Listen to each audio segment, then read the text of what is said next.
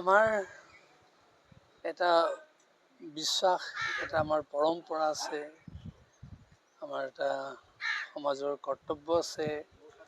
তিনিটা উঠানৰ ওপৰতহে এটা সৰু পাত্ৰ সংস্থাপিত হ'লে ৰন্ধন কাৰ্য হ'ব পাৰে, আৰু সেই সৰু পাত্ৰৰ তলত তথা উঠানৰ মাজত জুই জালি লাগিব, তেতিয়াহে ৰন্ধন ক্ৰিয়া সম্ভৱ হ'ব পাৰে। ঠিক সেইদৰে সমাজৰ তিনিটা মূল উধান আছে: ধৰ্মনীতি, ৰাজনীতি, সমাজনীতি। এই তিনিটাৰ মাজতহে এখন সমাজ সুন্দৰকৈ বৰ্তি থাকিব পাৰে। আমি বিশ্বাস কৰোঁ, এই তিনিটা উধানৰ মাজত যি সৰু পাত্ৰৰ কথা কোৱা হৈছে, সেই সৰু পাত্ৰটোৱে হৈছে নিৰ্বাচন প্ৰক্ৰিয়া, গণতান্ত্ৰিক পদ্ধতিৰে কৰা নিৰ্বাচন প্ৰক্ৰিয়া। আৰু জুই যি জালিৰ কথা কোৱা হৈছে, যি জালি দিলেহে সৰু পাত্ৰ উতলিব পাৰে, সেই জুই জালি হৈছে ভোটাধিকাৰ।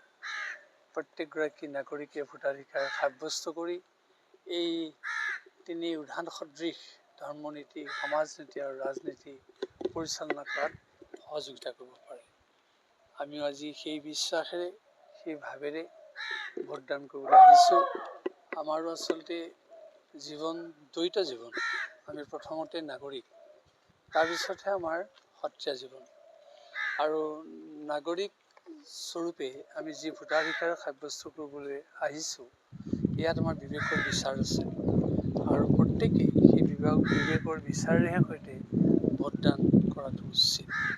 আৰু আমি ভোটদান এইটো কাৰণেই কৰোঁ যে এখন সমাজ সুন্দৰকৈ বৰ্তি থাকিবলৈ হ'লে, আৰু এখন সমাজৰ বিকাশ হ'বলৈ হ'লে, এখন সমাজৰ শ্ৰীবৃদ্ধি হ'বলৈ হ'লে, এখন সমাজ শান্তিৰে থাকিবলৈ হ'লে গণতান্ত্ৰিক পদ্ধতিৰে নিৰ্বাচন কৰা এখন চৰকাৰ থাকিব লাগিব।